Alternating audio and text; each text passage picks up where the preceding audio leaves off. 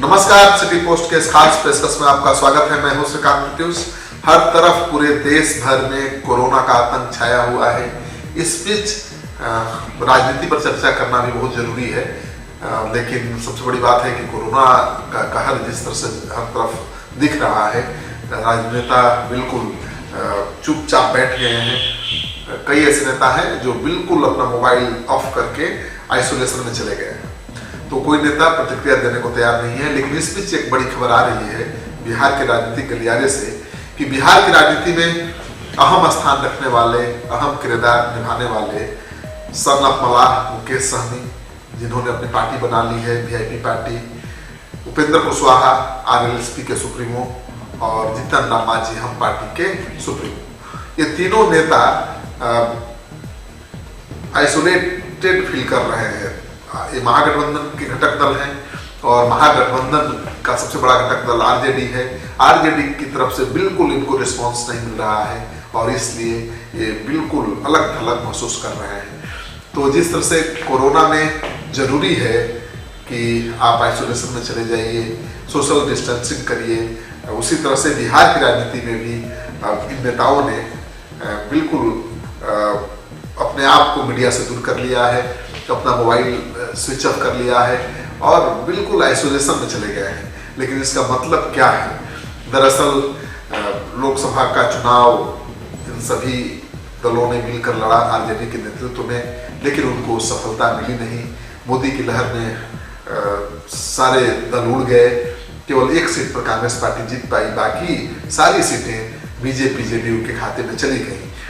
अब विधानसभा का चुनाव है, लेकिन विधानसभा के चुनाव में आरजेडी इनको अहमियत दे नहीं रही है। तेजस्वी यादव इनकी मांग मानने को तैयार नहीं है, क्योंकि तीनों अपनी अपनी बिरादरी के बड़े नेता होने का दावा करते हैं और तीनों की मांग भी बड़ी है। लोकसभा चुनाव में मुकेश सहनी 3 सीट पर चुनाव लड़े थे, उपेंद्र कुशवाहा 5 सीटों पर लड़े थे, जीतन राम मांझी को भी 3 सीटें मिली थी और उसी अनुपात में विधानसभा चुनाव में भी वो सीटें चाहते हैं जो देने के लिए तेजस्वी यादव तैयार नहीं है। दरअसल तेजस्वी यादव का कहना है कि अगर इन नेताओं के जाति का वोट ट्रांसफर हुआ होता महागठबंधन को, जैसा कि वो दावा करते रहे हैं, तो एनडीए और महागठबंधन के बीच जो वोट बैंक का प्रतिशत है उसमें इतना अंतर नहीं होता है, यानी 20% का अंतर नहीं होता। जाहिर है कि इन 3 नेताओं ने मिलकर भी अपनी बिरादरी के वोट को ट्रांसफर नहीं करवा पाए।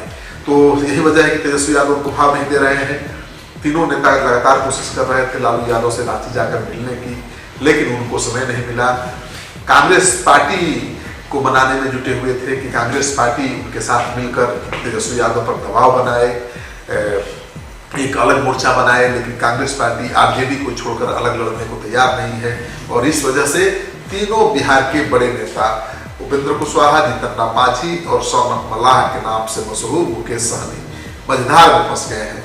दरअसल कांग्रेस को भी पता है कि सन ऑफ मलाह मुकेश सहनी बीजेपी के संपर्क में है, लेकिन उनको कोई ठोस आश्वासन वहां से मिल नहीं पाया है।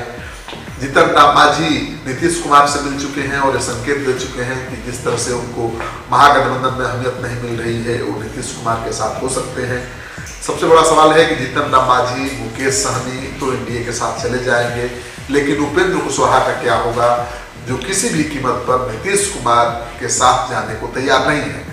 क्योंकि बीजेपी के नेता अंदर खाने ये बात कर रहे हैं कि जो भी एनडीए में आना चाहता है आ सकता है, लेकिन उसको नीतीश कुमार का नेतृत्व स्वीकार करना पड़ेगा, लीडरशिप स्वीकार करना पड़ेगा। और सबसे ज्यादा नीतीश कुमार की मुखालफत उपेंद्र कुशवाहा करते रहे हैं और उनकी मुश्किल बढ़ी हुई है।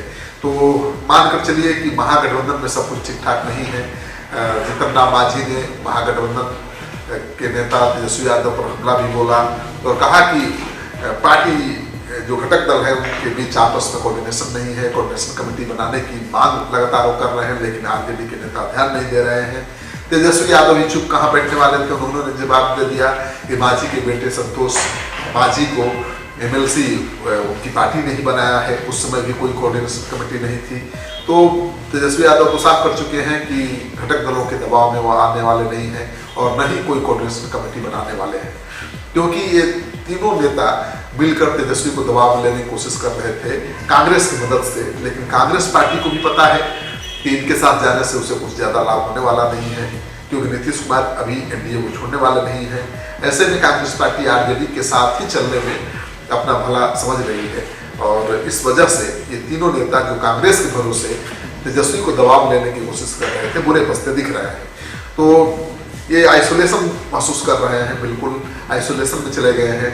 जिस तरह से कोरोना से लड़ने के लिए जरूरी है आइसोलेशन, उसी तरह से महागठबंधन में बने रहने के लिए भी नेताओं के लिए बिल्कुल आइसोलेशन में चले जाना जरूरी हो गया, ऐसा लगता है। तो मुकेश सहनी का फोन लगातार स्विच ऑफ मिल रहा है, जितन मांझी भी अभी उपलब्ध नहीं है और उपेंद्र कुशवाहा तो बहुत दिनों से उपलब्ध है ही नहीं पत्रकारों के सवालों का जवाब देने के लिए। तो मानकर चलिए कि महागठबंधन में जो रार मची हुई है उसमें बहुत बड़ा तूफान आने वाला है और महागठबंधन में खासतौर पर मुझे लगता है कि कांग्रेस पार्टी, आरजेडी और वाम दल मिलकर चुनाव लड़ने वाले हैं। उपेंद्र कुशवाहा, सन्नत मला, जीतन राम मांझी तीनों आइसोलेशन में जाने वाले हैं या फिर बीजेपी के मर्जी पर इनका भविष्य निर्भर करेगा। तो अब कितना ये अहम रोल अदा कर पाएंगे विधानसभा चुनाव में, कितनी इनको अहमियत एनडीए की तरफ से मिलेगी, ये देखने वाली बात होगी। क्योंकि जीतन राम मांझी को भाव मिले ये रामविलास पासवान की पार्टी नहीं चाहेगी और उपेंद्र कुशवाहा नीतीश कुमार की वजह से एनडीए में जाना नहीं चाहेंगे। सन्नत मला एक हैं जो दोनों जगह कंफर्टेबल पोजीशन में हैं, हालांकि आरजेडी में उनको भी ज़्यादा तरजीह नहीं मिल रही है, तो एनडीए में वो जाने की कोशिश में लगातार जुटे हुए हैं। तो हो सकता है कि जीतन राम मांझी नीतीश कुमार के साथ, सन्नत मला बीजेपी के साथ चले जाएं और उपेंद्र कुशवाहा आरजेडी के साथ रहने के लिए मजबूर हो जाए। तो इस बार तेजस्वी यादव मन बना चुके हैं कि किसी भी घटक दल के दबाव में आकर चुनाव नहीं लड़ना है। चुनाव में वही सीट किसी दल को मिलेगा जिस सीट पर वो जीतने का दमखम रखेगा। आपको ये खबर अच्छी लगे तो दोस्तों के साथ इस वीडियो को खूब शेयर करिए। अगर आपने अब तक हमारा चैनल सब्सक्राइब नहीं किया है तो कर लीजिए। आपका सहयोग समर्थन सिटी पोस्ट के लिए बहुत मायने रखता है।